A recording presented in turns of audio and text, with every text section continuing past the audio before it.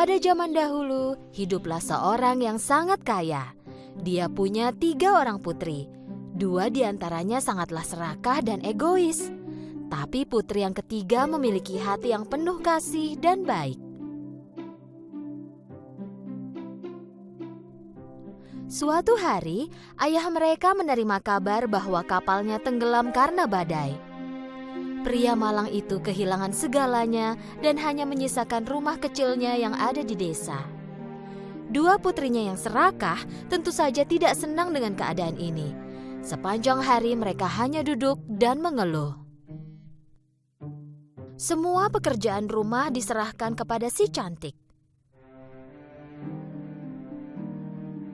Setelah sekian lamanya, ayah mereka mendengar bahwa salah satu kapalnya yang hilang telah berhasil tiba di pelabuhan. Dia mulai bersiap untuk segera pergi ke pelabuhan, dan sebelum pergi, dia bertanya pada putri-putrinya. Apa yang harus kubawa untuk kalian? Gaun, sepatu, kalung, gelang. Dan kamu cantik, apa yang kau inginkan? Setangkai mawar saja sudah cukup, ayah. Ayah mereka tiba di pelabuhan setelah berjalan jauh, tapi barang yang ada di kapal itu hilang, bahkan kapalnya pun tidak dapat digunakan lagi. Dengan sedih dan lelah, dia melanjutkan perjalanan pulang. Hari hampir gelap saat dia mencapai hutan. Hutan itu gelap dan dingin. Salju pun turun.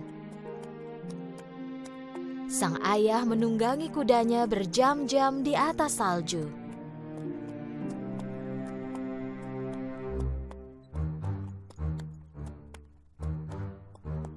Dan akhirnya melihat sebuah kastil yang lampunya menyala.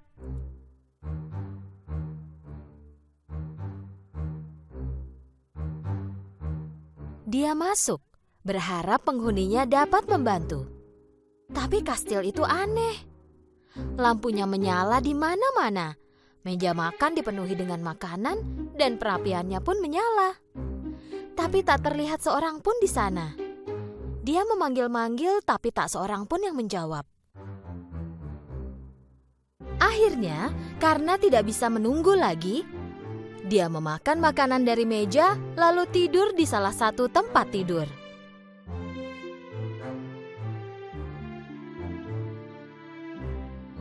Saat terbangun di pagi hari, dia menemukan pakaian baru di samping tempat tidur. Dia turun ke bawah. Sarapan sudah tersedia untuknya di atas meja. Kastil ini pasti milik peri, jika tidak dia tak akan membantuku seperti ini.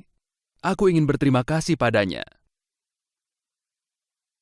Ketika pergi meninggalkan kastil itu, dia melihat kebun mawar.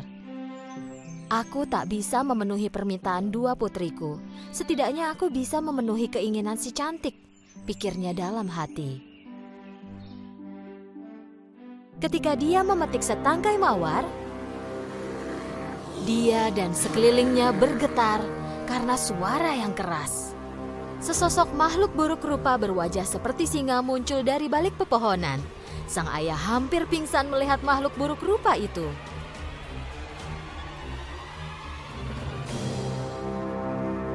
Aku menyelamatkan hidupmu, memberimu makan, memberimu pakaian baru, dan kau malah mencuri mawarku. Beginikah caramu berterima kasih? Sang ayah berlutut dan memohon kepada si buruk rupa. Mengatakan bahwa dia ingin membawa setangkai mawar itu untuk putrinya. Perbuatanmu ini akan tetap dihukum. Tolong maafkan aku. Aku akan memaafkanmu dengan satu syarat. Bicaralah pada putri-putrimu. Jika salah seorang dari mereka setuju untuk tinggal di sini bersamaku, aku akan membiarkan kau hidup. Sang ayah melompat ke atas kudanya menuju rumahnya dengan sedih. Ketika tiba di rumah, kedua kakak yang serakah itu mendengarkan kisah menakutkan yang dialami ayahnya, tapi tidak mau memenuhi syarat dari si buruk rupa itu. Tapi si cantik tidak berlaku seperti kakaknya. Ayah, jika boleh, aku akan tinggal bersama si buruk rupa itu. Kedua kakaknya langsung menerima usul si cantik karena mereka pikir bahwa semua yang terjadi itu karena kesalahannya. Dengan sedih dan tak berdaya, sang ayah membawa si cantik menuju kastil itu. Ketika mereka tiba, semuanya terlihat seperti sebelumnya. Makanan tersaji di meja dan tidak ada seorang pun terlihat. Ketika mereka duduk dan mulai makan, si buruk rupa datang. Si cantik mulai gemetar, ketakutan. Karena si buruk rupa itu benar-benar menakutkan seperti cerita ayahnya. Si buruk rupa bertanya dengan suara yang lembut.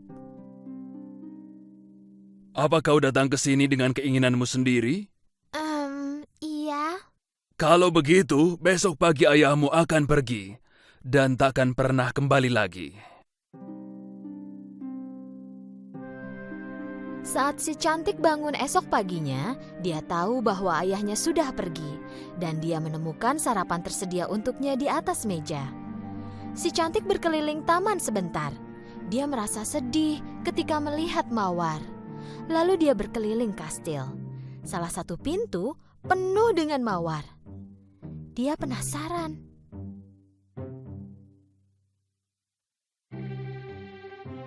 Dia membuka pintu dan mengintip ke dalam. Ruangan itu didekorasi persis seperti yang dia sukai dan penuh dengan buku, bunga, dan alat musik. Dia pikir bahwa seseorang yang bisa menata ruangan seperti ini takkan mungkin menyakiti siapapun. Lalu dia mengambil sebuah buku. Pada buku itu tertulis dengan tinta emas, "Ratuku sayang, keinginanmu adalah perintahku." Kuharap aku bisa melihat ayahku sekarang. Setelah si cantik mengucapkannya, ayahnya terlihat di cermin yang ada di ujung ruangan. Si cantik sangat terkejut. Melihat ayahnya di cermin membuatnya bahagia lagi. Malam itu saat makan malam, si buruk rupa datang lagi. Bolehkah aku melihatmu, cantik? Kaulah pemilik tempat ini, kenapa bertanya padaku? Tidak, kaulah pemilik kastil ini sekarang. Jika kau mau, aku bisa meninggalkanmu sekarang juga. Si cantik sangat kaget dengan jawaban si buruk rupa. Aku ingin bertanya, apakah aku sangat jelek? Awalnya si cantik tidak tahu harus jawab apa. Lalu dia memandang si buruk rupa dan mengangguk seolah mengatakan ya. Maukah kau menikah denganku? Kali ini si cantik menjawab dengan kasar. Tidak. Si buruk rupa dengan sedih meninggalkan si cantik sendirian. Si buruk rupa mengunjungi si cantik setiap makan malam dan memperlakukannya dengan sangat baik. Seiring waktu, si cantik semakin terbiasa dengan keberadaan si buruk rupa. Kuharap dia tak sejelek itu. Beberapa bulan pun berlalu. Si cantik tidak lagi takut pada si buruk rupa. Dia bahkan mulai menyukainya. Tapi suatu hari, dia melihat di cermin bahwa ayahnya jatuh sakit. Dia berlari kepada si buruk rupa dan meminta izin untuk pulang karena dia ingin merawat ayahnya yang sakit. Tentu saja kau bisa pergi. Tapi jika kau tak kembali, aku mungkin meninggal karena sedih. Aku akan kembali dalam seminggu, aku janji. Si buruk rupa memberi sebuah cincin kepada si cantik. Di malam saat si cantik meletakkan cincin ini di meja dan tertidur, dia akan terbangun dan berada di kastil kembali. Keesokan paginya, si cantik terbangun di tempat tidurnya sendiri di rumah ayahnya. Dia segera berlari ke kamar ayahnya. Saat ayahnya melihat si cantik, dia sangat senang sehingga merasa baikan. Di sore hari, kakak-kakak si cantik yang baru saja menikah datang mengunjungi ayah mereka. Ketika mereka melihat si cantik di rumah, mereka dipenuhi rasa iri dan marah. Dan mereka memutuskan untuk mempermainkan si cantik. Kita buat supaya dia tinggal seminggu lagi, biar si buruk rupa datang dan membunuhnya. Kedua kakak itu datang mendekati si cantik. Sambil menangis, mereka mengatakan bahwa mereka tidak mau berpisah lagi. Si cantik berjanji untuk tinggal seminggu lagi. Tak lama kemudian, si cantik menyadari bahwa dia merindukan si buruk rupa. Suatu hari, dia bermimpi melihat si buruk rupa tergeletak tak bernyawa di kebun kastil. Dia terbangun dipenuhi keringat dingin. Yang kulakukan ini jahat dan egois. Jadi dia segera melepaskan cincin itu dari jarinya, menaruhnya di atas meja di sampingnya, lalu terbangun di kastil si buruk rupa pada esok harinya. Si cantik menunggu si buruk rupa seharian, tapi dia tak terlihat dimanapun. Ia menunggu berjam-jam, tapi si buruk rupa tidak datang. Tiba-tiba, dia berlari ke taman. Si buruk rupa tergeletak tak bernyawa di tanah, persis seperti mimpinya. Si cantik berlari mendekati si buruk rupa dan memeluknya. Jantung si buruk rupa masih berdetak. Dia tak bisa membuka mata dan kesulitan berbicara. Kupikir kau tak akan kembali. Aku berhenti makan dan bersiap untuk mati. Tapi aku mencintaimu dan ingin menikah denganmu. Pada saat itu juga, sesuatu yang ajaib terjadi. Tiba-tiba kastil menjadi lebih terang dan lebih indah. Si cantik melihat sekeliling dengan tertegun lalu berpaling kembali pada si buruk rupa. Tapi di tempat si buruk rupa tadi terbaring, ada seorang pangeran muda dan tampan. Saat si cantik melihatnya, dia mulai menangis. Siapa kau? Dan kemana perginya si buruk rupa? Pangeran itu berdiri dan mulai bercerita. Akulah si buruk rupa, seorang penyihir jahat mengutukku. Dia mengubahku menjadi si buruk rupa. Jika kau tidak bilang bahwa kau ingin menikah denganku, aku pasti akan hidup sebagai si buruk rupa selamanya. Saat si cantik mendengarnya, dia senang sekali. Dengan kebaikan hatinya, dia menemukan cinta sejati. Si cantik dan pangeran menikah dan hidup bahagia selamanya. Pada zaman dahulu, hiduplah dua bersaudara bernama Hansel dan Gretel. Ibu mereka telah meninggal saat mereka masih bayi. Mereka tinggal bersama ayah mereka di sebuah pondok di hutan. Ayah mereka mencoba bekerja sebagai penebang kayu dan merawat kedua anak itu secara bersamaan. Beberapa tahun berlalu dan karena kesulitan untuk bekerja sambil mengurus dua anak sekaligus, ayah mereka memutuskan untuk menikah lagi. Istri baru penebang kayu ini berasal dari keluarga kaya dan dia membenci kenyataan bahwa suaminya miskin dan dia harus tinggal di pondok tua reyot di dalam hutan. Ditambah lagi, dia sangat tidak menyukai anak tirinya. Pada suatu malam di musim dingin, ketika mereka akan tidur, Hansel dan Gretel mendengar ibu tiri berbicara kepada ayah mereka. Bagaimana kita melewati musim dingin ini? Kita tak punya cukup makanan. Jika kita tidak menyingkirkan kedua anak ini, kita semua akan mati kelaparan. Ayah mereka menentang ide itu dengan marah. Tak perlu bertengkar. Aku putuskan besok kita bawa mereka ke dalam hutan dan tinggalkan mereka di sana. Mendengar itu semua, Gretel mulai menangis.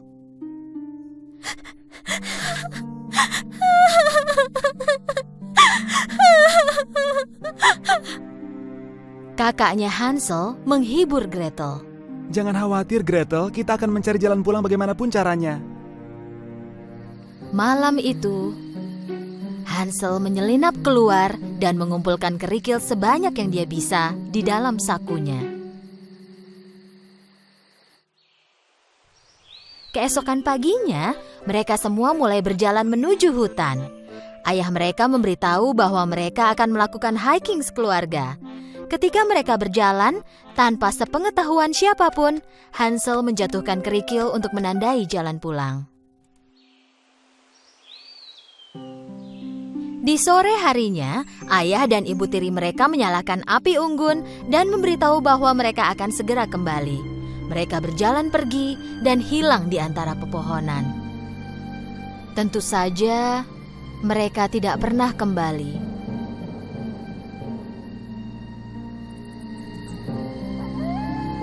Ketika malam tiba, suara yang menakutkan dari hewan liar di hutan mulai menggema di sekeliling Hansel dan Gretel.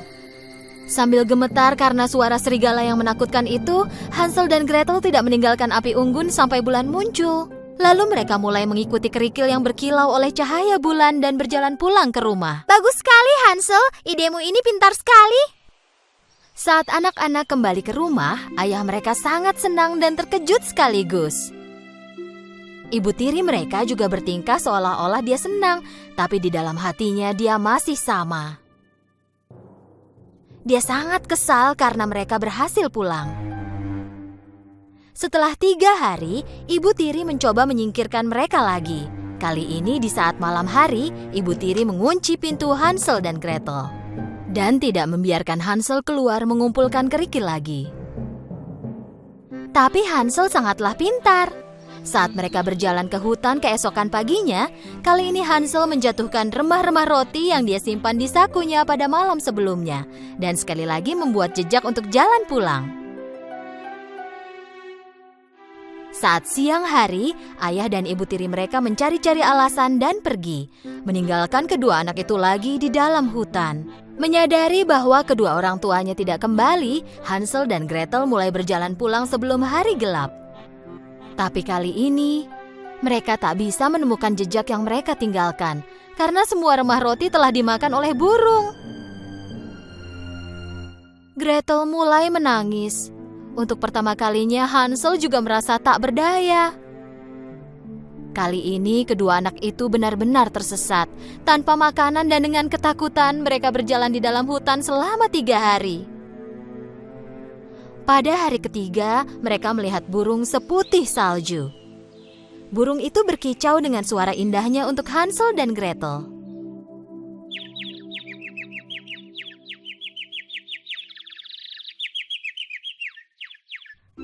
Mereka jadi lupa akan rasa lapar untuk sesaat dan mulai mengikuti burung itu. Burung itu membawa mereka ke sebuah rumah yang terlihat lucu. Dinding rumah itu terbuat dari roti. Atapnya terbuat dari kue dan jendelanya terbuat dari permen dan dilapisi dengan krim warna-warni di seluruh permukaannya. Hansel dan Gretel tak bisa mempercayai apa yang mereka lihat. Rumah itu terlihat sangat lezat. Kedua anak itu lupa akan rasa lelah mereka dan mulai berlari ke arah rumah itu. Baru saja mereka akan memakan sebagian dari rumah itu, mereka mendengar suara dari dalam. Oh! Siapa yang mau memakan rumahku? Mereka melihat seorang wanita tua yang mungil dan manis berdiri di pintu. Saat Hansel dan Gretel memberitahu wanita itu apa yang terjadi, ia merasa kasihan dan membiarkan mereka masuk. Bagian dalam rumah itu sangat berbeda dengan bagian luarnya. Ruangannya gelap, menakutkan, dan terasa ada sesuatu yang salah. Tapi karena mereka sangatlah lelah dan lapar, kedua anak itu tidak terlalu memedulikannya. Wanita tua itu membawakan berbagai jenis makanan untuk mereka, dan kedua anak itu makan dengan sangat lahap. Malam itu, mereka tidur di tempat tidur paling empuk yang pernah mereka lihat. Saat mereka terbangun di pagi hari, wanita tua itu tidak ada di sana. Mereka berdua mulai melihat sekeliling. Di ujung koridor, mereka melihat sebuah pintu kecil. Ketika mereka membuka pintu itu, ada banyak kotak yang penuh dengan emas dan harta di dalamnya. Hansel dan Gretel sangat terkejut. Hansel ingin masuk dan melihat lebih dekat. Tiba-tiba mereka mendengar suara wanita tua itu lagi. Dan apa yang kau lakukan? Ketika berbalik, kedua anak itu berhadapan dengan penyihir yang berdiri di depan mereka. Ternyata, wanita tua itu adalah penyihir yang mengarahkan anak-anak ke tempatnya yang berbentuk rumah berlapis kue dan permen. Kedua anak itu mencoba melarikan diri tapi pintunya terkunci. Penyihir menarik rambut Hansel dan menguncinya di dalam kurungan. Lalu dia menyeret Gretel ke dapur.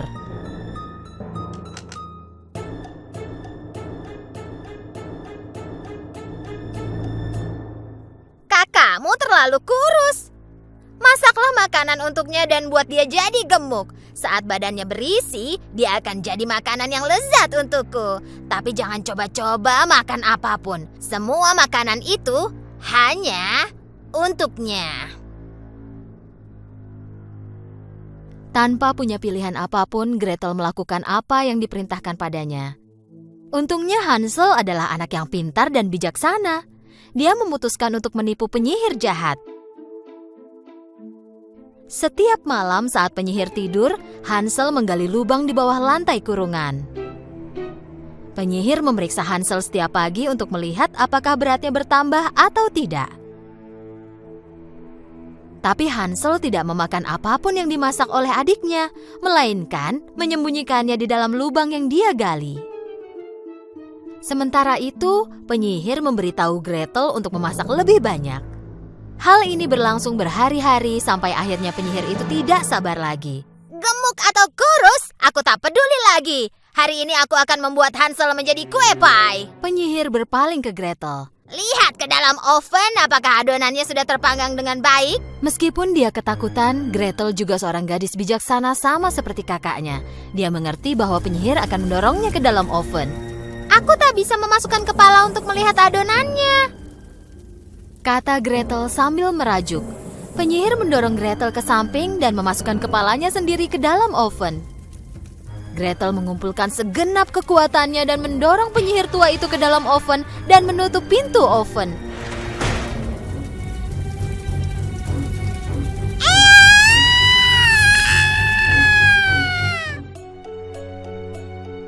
Gretel tahu tempat penyihir itu menyembunyikan kunci. Gretel langsung berlari dan membebaskan Hansel dari kurungan. Api dari oven menutupi seluruh rumah. Hansel dan Gretel melarikan diri dari rumah yang terbakar itu menuju hutan. Tapi mereka tidak tahu hendak pergi kemana.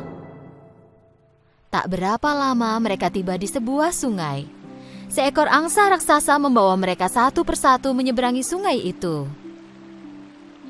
Kedua anak itu melihat sekeliling dan tiba-tiba mereka menyadari di mana mereka berada. Mereka berlari ke rumah secepat mungkin. Ketika melihat anak-anaknya, sang ayah sangat senang. Dengan air mata bahagia, dia menjelaskan bagaimana ibu tiri mereka telah pulang ke rumah orang tuanya setelah mereka meninggalkan anak-anak itu di hutan. Dan betapa sang ayah menyesal atas semua perbuatannya dan tak peduli betapa keras dia mencari anak-anaknya, dia tak dapat menemukan mereka.